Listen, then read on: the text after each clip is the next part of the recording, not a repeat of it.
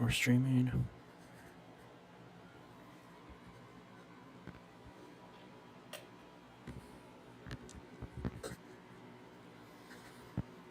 Okay, so yeah, this is gonna be I'm getting ready to make a video here, and it's one that I'm a little bit dreading just because this stuff is really old, and it's also just really, it's really messed up. Like, so the generation of, or the document that I have is new, and it is going to be going over blood sacrifice and sacred rituals, I think.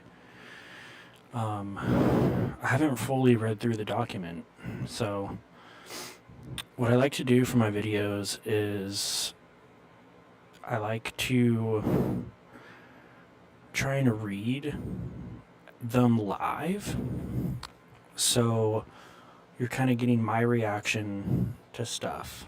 The only downside to that is I have to pronounce and read a lot of stuff that I haven't even seen yet. So whenever I do have cuts in videos, it's usually me just getting out one of those attempts, but for the most part, this is a full live reading. I may edit out like one or two mispronunciations of a very big word, or one that I just totally got wrong. But yeah, this document here, I almost just want to like debrief over the stream, but obviously I'll do a full video. And this is a really small channel, so this is basically me. This channel is just me, it's me documenting things that I think will be relevant in like 10 to 15 years, and I almost want to like just kind of get this stuff down in writing, so when people do look back, they can kind of understand a little bit of the world before, I don't know, everything is processed by AI, so you can't really, you might not even know about websites that are around in like 10 years. So this is just me reading a lot of the stuff that I think our society is built on, but some of the stuff may apply, but what you should be trying to do is you should be trying to make connections of timelines, and you need to be doing connections based on like almost as if, imagine someone is giving a group of people foresight by about 30 years, and that group of people would be immensely wealthy if they had foreknowledge for 30 years. So what you do is you need to understand how an ordered group like that may function, and it can only function through extremely ordered principles in order to ensue the chaos that it does. And I think that goes into the justification of what a lot of these sacrifices were. Is these sacrifices throughout history were all for an end goal, and that end goal is influence, prosperity, domination, and I don't even know what the last one would be. Overall well-being, I guess, of your circle. So, I don't know, this story might be, I can skim through it a little bit right now. For the most part, I want this to be a live read for the most part.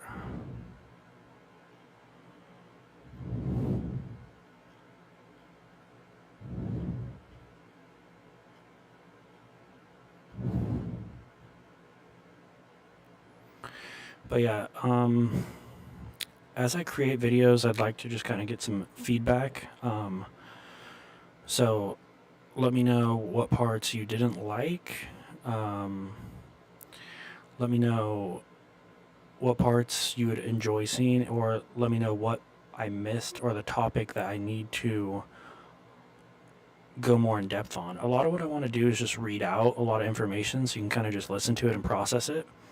I don't want to be giving you like a huge array of stuff that you need to like write down. This is almost just something that you can just re-listen to over and over when you just want to almost listen to like a short story, but it's just highly packed of information.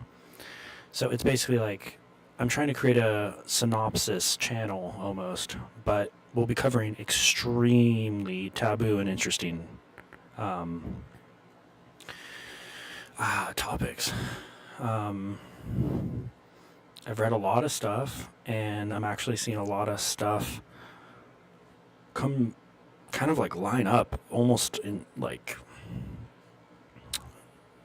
very odd ways, you know, stuff you notice from a child, and you see it like grow into what it was, and it's pretty crazy. So yeah, so I'll be recording blood sacrifice and the sacred, and it's going to go through history.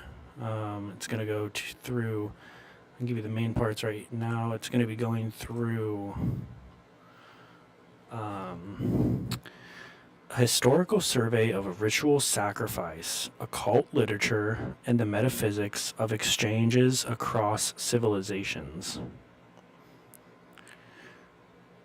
Part 1 is the ancient world, and it starts in Mesopotamia, the first documented sacrifices.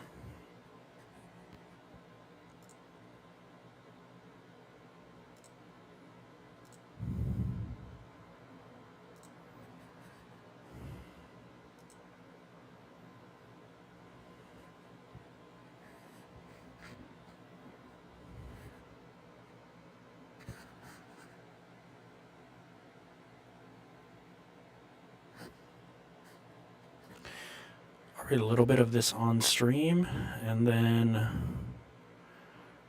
I'll leave the rest of the video for the main one.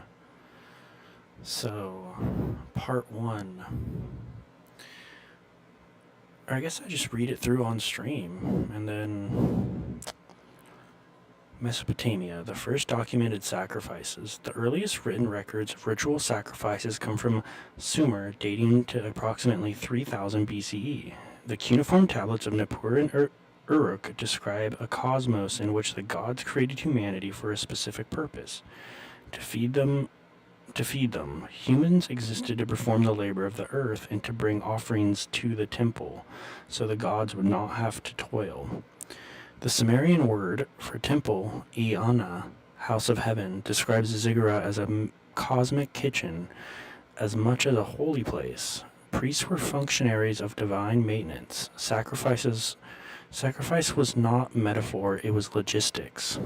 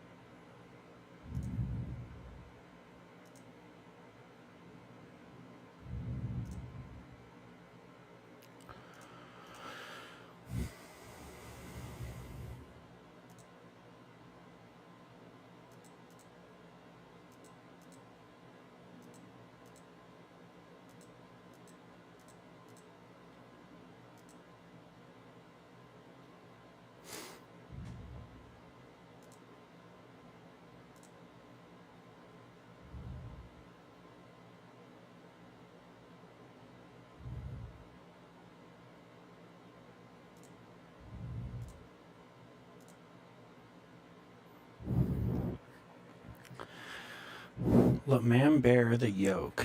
Let man carry the toil of the gods. Atrahasis epic. Atrahasis epic. 1700 BCE, Old Babylonian version of the flood myth. The Atrahasis epic, one of the oldest complete literary works, describes the creation of humans from the blood of a slain god mixed with clay.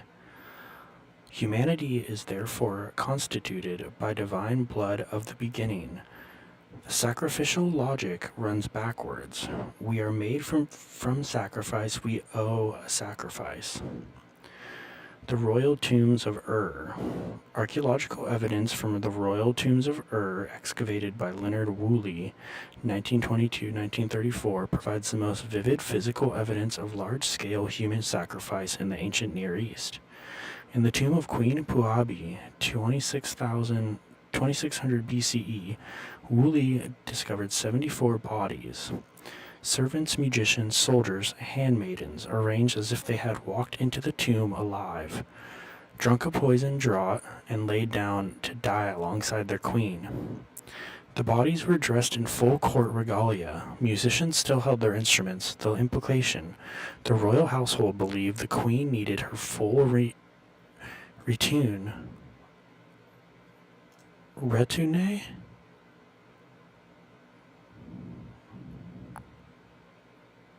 Retu?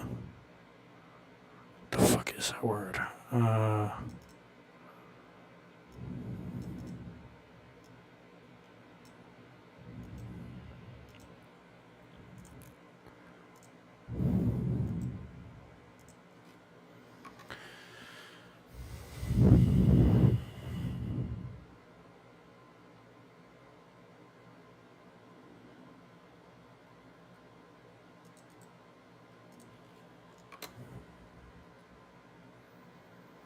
A retinue. Retinue.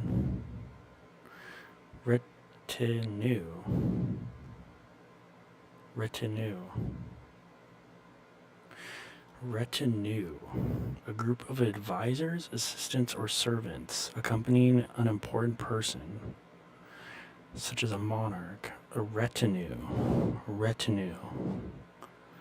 A retinue is a group of advisors, assistants, or servants accompanying an important person, such as a monarch, celebrity, or leader, to provide assistance, security, and prestige.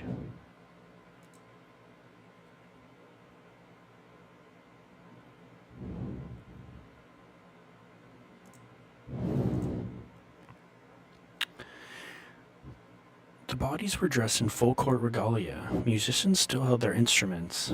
The implication: the royal household believed the queen needed her full retinue in the afterlife, and those retainers were either willing to go or were compelled to do so. Either reading is extraordinary.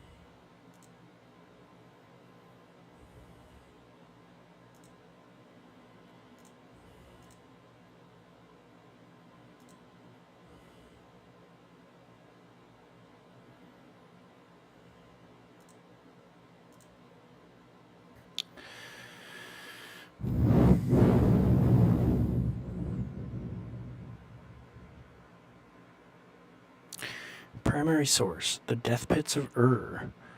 Excavator: Sir Leonard Woolley. British Museum, University of Pennsylvania, joint expedition. Dates: 2600 through 2400 BCE.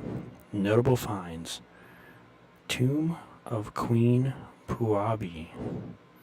74 attendants sacrificed. The Great Death Pit. 6 male soldiers. 68 female court ladies. Evidence: cups near bodies suggest voluntary poisoning. Key publication: Woolley L. 1934.